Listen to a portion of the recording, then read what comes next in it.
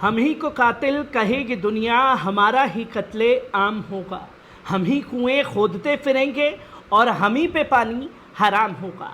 जी हाँ, मैं ऐसा इसलिए कह रहा हूँ, जब तक पूर्व भारतीय क्रिकेटर यूसुफ पठान किसी राजनीतिक पार्टी से नहीं जुड़े थे, तब तक वो सबके थे। और जैसे ही यूसुफ पठान टीएमसी से सांसद बने तो पराये हो गए, और पराये हो गए तो कार्रवाई जो है बुलडोजर से करने की योजना बना ली गई है।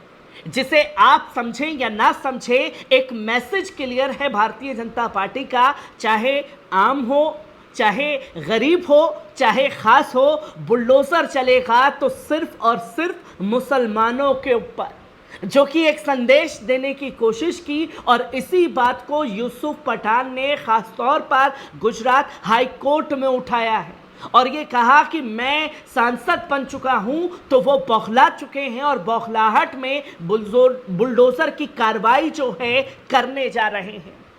और सवाल ये खड़ा हो जाता है कि इतने सालों से गुजरात का जो एमसीडी है वो कर क्या रहा था, जहां अचानक से उन्हें यूसुफ पठान का प्लॉट जो है अवैध नजर आया, और अवैध बताते ही एक नोटिस, और नोटिस में 1 महीने का मोहलत कि आप इसे खाली करें वरना बुलडोजर चला दिया जाएगा।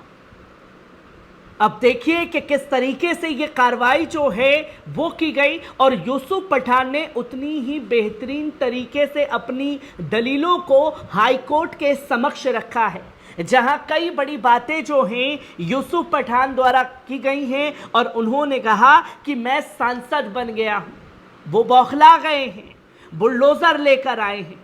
और अगर यूसुफ पठान भारतीय जनता पार्टी से जुड़ते या भारतीय जनता पार्टी से जुड़ी पार्टियों से जुड़ते, तब जाकर के यूसुफ पठान का प्लॉट जो अवैध बताया जा रहा है वो वैध होता। इधर विपक्षी पार्टी ज्वाइन करके सांसद बने हैं तो सब कुछ अवैध है, जिसकी जानकारी जो है वो खास तौर पर दी गई है। और यूसुफ पठान, जो कि भारतीय क्रिकेट टीम के पूर्व खिलाड़ी और तृणमूल के नए सांसद यूसुफ पठान ने जमीन अतिक्रमण को लेकर वडोदरा म्युनिसिपल कॉरपोरेशन का नोटिस मिलने के बाद हाईकोर्ट का दरवाजा खटखटाया है, जहां पठान को 6 जून को नोटिस देते हुए तंजला में स्थित बीएमसी की मालिकाना हक वाले प्लॉट से 15 दिन के भीतर अतिक्रमण हटाने को कहा गया था।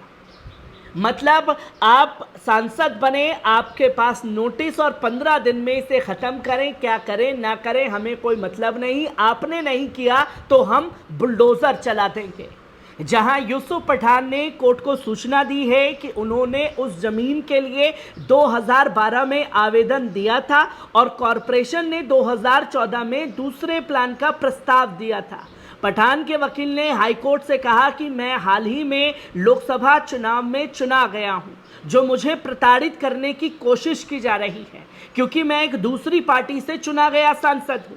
पिछले 10 साल में कुछ नहीं किया गया और अचानक चुनाव परिणाम के बाद 6 जून को एक नोटिस भेज दिया गया। यदि मैंने उनकी मांग नहीं मानी तो वे बुलडोजर लेकर के आएंगे, जो कि मैसेज क्लियर है कि चाहे आम हो, चाहे खास हो, चाहे गरीब तबका हो, चाहे वो क्रिकेटर यूसुफ पठान ही क्यों ना हो, बुलडोजर चलेगा तो सिर्फ और सिर्फ मुसलमानों के घर पर। और अगर यूसुफ पठान किसी और राजनीतिक पार्टी से नहीं जुड़े होते तो शायद ये कार्रवाई नहीं होती। 2014 में आवेदन किया और उसे एक्सेप्ट भी कर लिया गया बीएमसी द्वारा, और जब बीएमसी द्वारा एक्सेप्ट कर लिया गया तो 2014 से 24 में आ चुके हैं। 10 साल तक वो ज़मीन अवैध नहीं थी और अब अचानक से अवैध हो गई, जहां पठान ने कोर्ट से कहा कि बीएमसी ने उन्हें और उनके भाई को ज़मीन आवंटित करने का संकल्प लिया था और राज्य इसमें दखल देने की कोई ज़रूरत नहीं है। पठान के आवेदन पर गुजरात हाई कोर्ट ने भारतीय जनता पार्टी शासित बीएमसी से जानकारी मांगी। बीएमसी के नोटिस में दावा किया गया कि पूर्व क्रिकेटर ने निगम की ज़मीन पर अस्तबल बना लिया है, जिस पर भाजपा पार्षद विजय पवार ने जमीन को वापस हासिल किए जाने का प्रस्ताव रखा था। इस प्रस्ताव को जनरल मीटिंग में पारित किया गया था, जिसके बाद वडोदरा म्युनिसिपल कमिश्नर दिलीप राणा ने पठान को नोटिस भेज दिया। और सबसे ज्यादा गौर करने की बात यह है कि यूसुफ पठान टीएमसी से सांसद बने। इसमें सबसे ज्यादा दर्द किसको हुआ?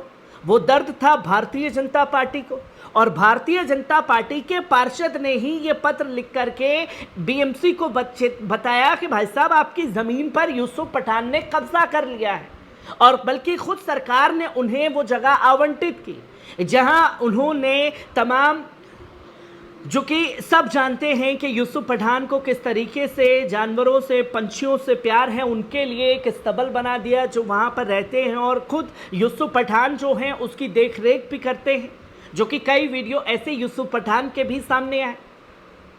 और फिर उस जमीन को हटाने के लिए ये सारा प्रपंच जो है वो रचा गया।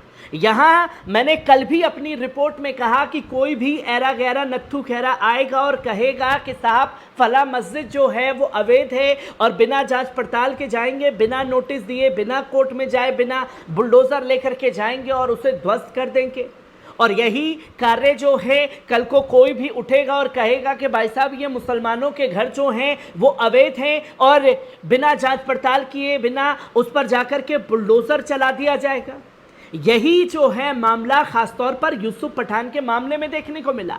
इससे पहले पवार ने पत्रकारों से बातचीत में कहा था कि वीएमसी की मालिकाना हक वाले आवासीय प्लॉट की मांग पठान ने की थी, क्योंकि ये तब उनके बन रहे घर से सटा हुआ था। पठान ने करीब 57,000 प्रति स्क्वायर मीटर का ऑफर दिया था। प्रस्ताव को वीएमसी ने पास कर दिया था, लेकिन पवार ने कहा कि राज्य सरकार के पास मंजूरी देने या नहीं देने का अंतिम शक्ति है। वार्ड 10 के भाजपा पार्षद नितिन डोंगा ने भी पठान के खिलाफ जमीन हथियाने का केस दर्ज करने की मांग की है। उन्होंने उनके लिए म्युनिसिपल कमिश्नर को लेटर भी दिया है।